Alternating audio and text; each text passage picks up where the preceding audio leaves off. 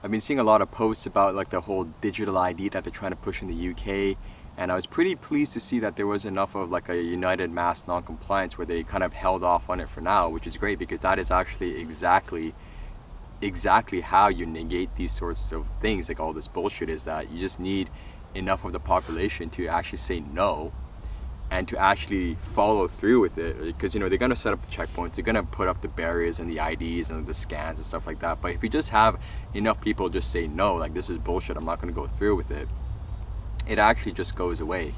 And I was pretty surprised to see in the UK because like a lot of people were pretty adamant about not getting the digital ID. Even people who were pretty nonchalant like during the COVID era, those people who were like, oh, it's not a big deal, but it actually was a massive deal. But some of those people, they woke up and they said no to the digital ID, which really goes to show that there is a massive shift in the consciousness trending towards like, okay, we get it. Like the gig is up, like it's bullshit. Like we don't want to participate in this Jesuit fictitious reality anymore. It's not fun, so we're just gonna leave it and go do our own things. And so there's gonna be a rift of people who are just gonna say like, oh, well, this just isn't worth it, I'm gonna go and make my own reality, do whatever I want. And there's gonna be people who will double down and really defend the system and really like just like these people are gonna be like extremely enslaved, and it's not gonna be fun for them if you stick around. But I do think that they really want to instigate this great divide, this great rift. And one way is through like this internet censorship has really toned down. Like even on YouTube, you can say things pretty openly that you would have been absolutely banned for life, like 5 years ago. But they really took the reins off of internet censorship. And I think that's because they want all this information out there. They want full disclosure, and it's really happening. And all like this information and great awakening and like all like this, like the rift and the divide between like the people who are going to like awaken and kind of realize where we are, who we are, like the entire fake reality that the Jesuits kind of cast upon us like a spell, that's kind of melt apart, fall off their eyes, and it's just going to divide all the people. And I think they really want that divide, and I'm kind of excited for it. I think it's going to be pretty interesting. I don't know if it's going to happen like a big bang or if it's going to happen gradually. Like from the way I see it, I think it's going to happen gradually, but I do think it is interesting nonetheless. It's something new. It's a different kind of timeline we're kind of walking into. So I'm pretty optimistic about that. But but going back to the topic of like the digital ID, they're not going to stop. I think they're going to keep pushing it in the UK and in like with these Western countries where people are pretty highly educated, which just means obedient and compliant. So there's going to be a lot of fear surrounding that.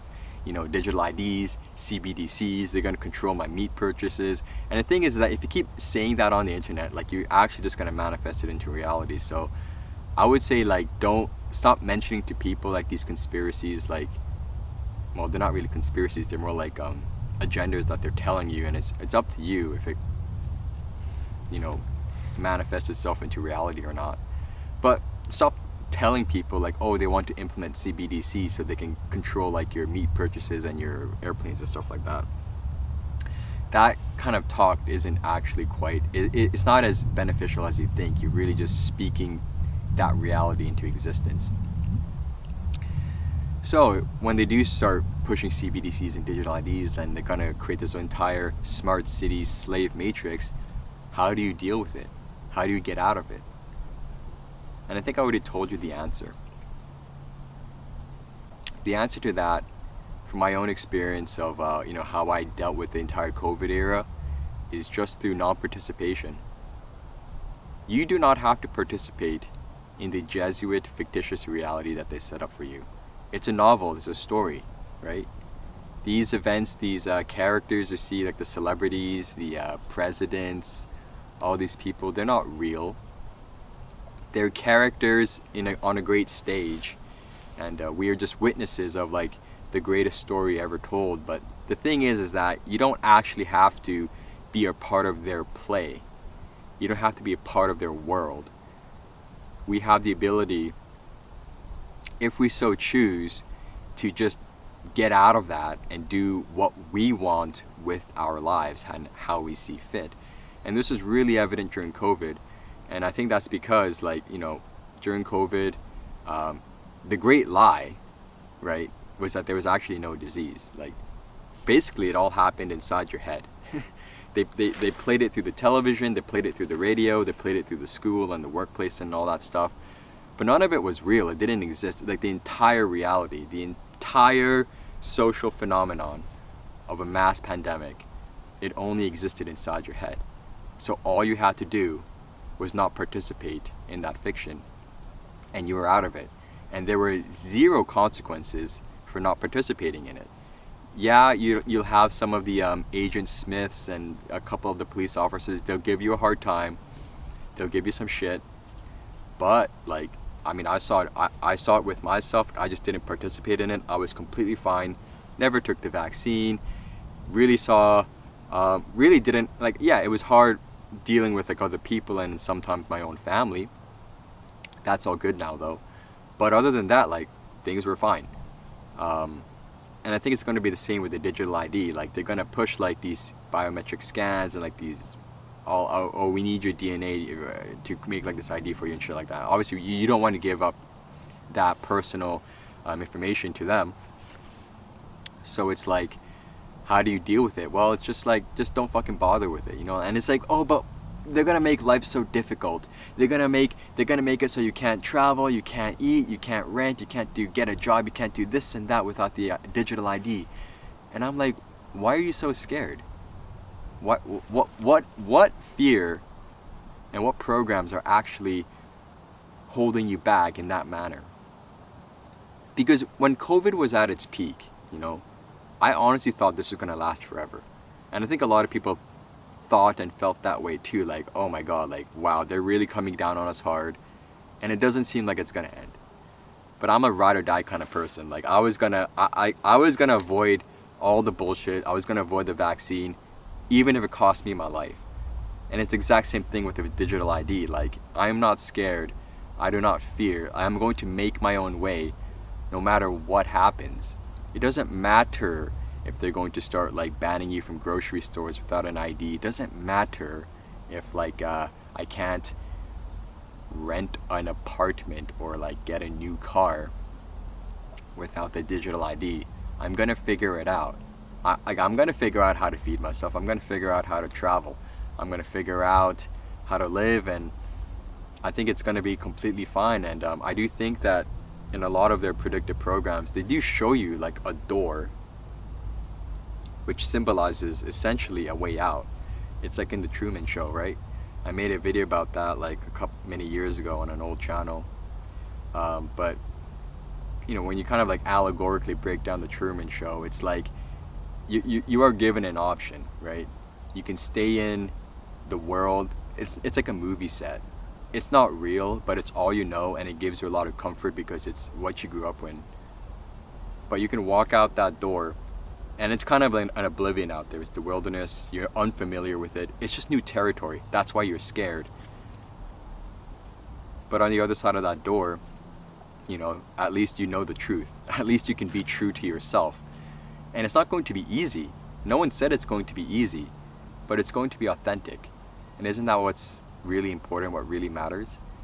So in that sense, there really is nothing to fear. And I do think they do show you in novels like Brave New World, Aldous Huxley, right? You have, like, a two-tier society, which is why I was talking in the very beginning of the video, the great rift, the great divide in consciousness, the great, like, separation of the two types of people. You have people who grow up in the Brave New World, the slave system, the drugs, the disconnection from the human spirit, emotion, it's just all ego. And then outside of the dystopian city, you have the wild men. But they're not actually wild, are they? Well, they kind of are, but they're basically people who just said, yeah, fuck this, I don't want to be part of that dystopian hellhole. I'm just gonna fuck off into the woods and just do my own thing. So the wild men, or the wild people in Aldous Huxley's Brave New World, they're just people who, they're just regular people who just didn't integrate into the matrix system. And I do think that's going to be the course of our life and the course of reality as it progresses. Like, they're going to keep throwing more and more bullshit at you, like bam, bam, bam, bam, bam. But the thing is that you create your own reality. You can create your own destiny. So if you say like, nah, I don't want any part of this, I'm just going to go and do my own thing, you will get to do your own thing, and they're not going to come for you. It's not like they're going to send military to your house in the middle of the woods and say, no, you have to come right to the city. I know there's a lot of fear. People are scared of that, but I honestly don't think that's going to happen.